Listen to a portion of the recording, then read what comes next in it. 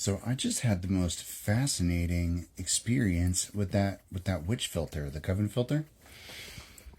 And I'm trying to think like exactly how it happened. So I did the filter with APT, which is, it's like a fun little mashup. And then at the end, I don't know why, I was directed to put my mantra. That mantra, Estere Murota Ekura Krota, is just what I've always said in dreams to snap myself out of shadow paralysis. It's the mantra that calls up your personal power, your ability to break free from those situations in the dream where you're paralyzed and can't do anything, can't speak, can't scream. You're literally just at their mercy. And I started using that mantra over the years from 11 to current, to present day, whenever I was debilitated. Because it didn't matter if you're saying it in your head or if you're able to move your mouth just enough to say the words. A lot of people report being able to move their mouth enough to say something, but it's difficult. It's kind of like even your jaws locked together.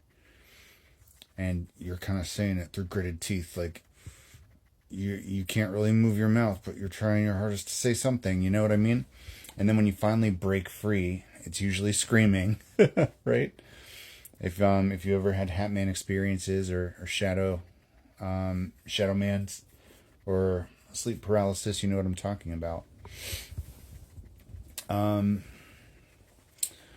that's my mantra. It's what I always use to snap myself out. And I was about to put it up there because I felt guided to. And I was like, I wonder, like, there's no translation for it, right? There's never been a meaning behind it. Not that I know of. But it could be like light language where, I don't even think necessarily that the people speaking it know what it means. But it's like channeled. It's like a channeled message, It just comes out and it's significant in whatever way. And I haven't really researched light language at all. I don't know much about it. But I know what that's like when words come to you and you don't know what they mean. But it wasn't you that put them there, you know what I mean? So I plugged it into ChatGPT. And I was like, okay, well, first off, can you even translate this? And they said, no, it doesn't. It doesn't sound like a real language. And I was like, based on what you know or what you have access to, based on how professionals go about decoding dead languages or code breakers using language as a way to translate messages, do your best to translate this into something. And it like broke down all the root words and all the potentials that like sounded. It was like, well, these two parts sound similar, so those must be the same type of thing. And then these sound like, nouns or, like it broke down everything to the best of its ability based on the context it had, just phonetically. And it came up with something that was kind of crazy. It came up with two versions of the same sentence. And the first one, hold on, I need to refresh. The first version was summon the spirit of death, comma, awaken the pathkeeper. Summon the spirit of death, awaken the pathkeeper. And I'm over here like, low-key that lines up with a lot. Going back to when we started researching Yama, what it is to be a catalyst.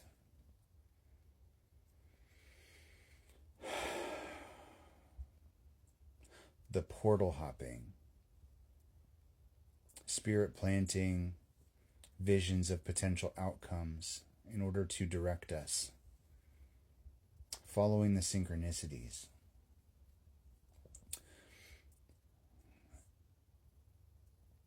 Malik Firebird,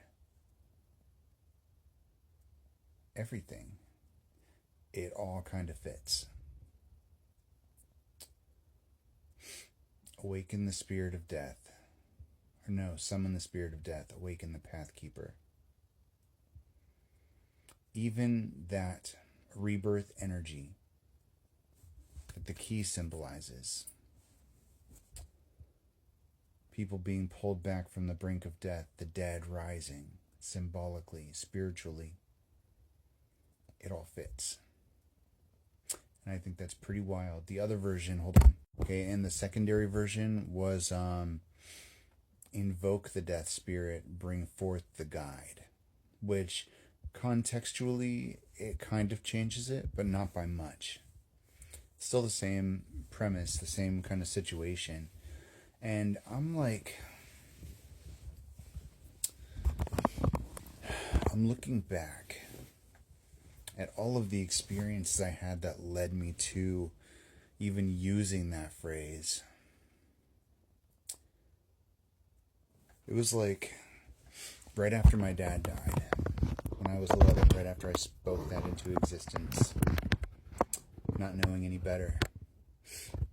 After he passed, that's when my first supernatural experiences began, and it started with seeing energy for the first time and the immediate appearance of the Shadow Man.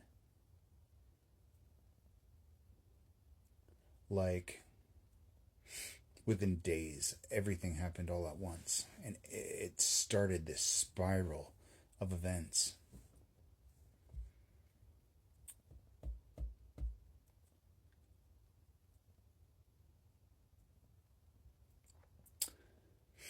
And my confirmation cards for doing this message in the first place were Strength and Temperance, with a bunch of cards in between, but those were the confirmations.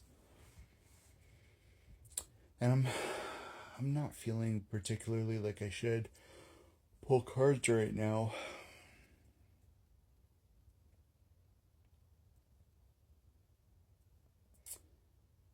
But it was like the ultimate blessing and the ultimate curse all at once. Being landed with such heavy burden and simultaneously discovering that I could move energy physically with my hands for the first time, and being able to see it. And I never had to see it again after that. I could always feel it. I wish I could see it, but that was the only time I could see it with my actual eyes.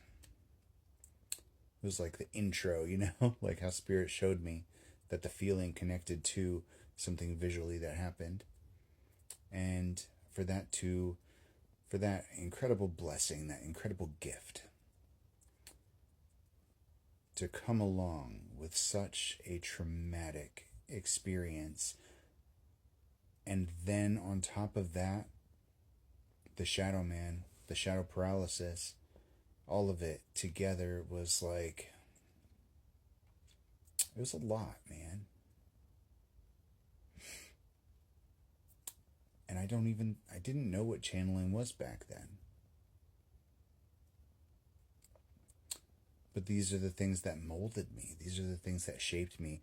It was from before that point that I lost my entire childhood. Not symbolically, I don't remember it. I literally lost it. Right at that point. 11 years old. And whether that's an actual translation for the message or not, doesn't matter. That's the message Spirit gave me. Now. And I can't help but accept it, right? Everything happens for a reason. Everything brought us here in a particular way. You have to go through the fire in order to awaken your gifts, in order to become all that you can be. But it was always there inside of you the entire time.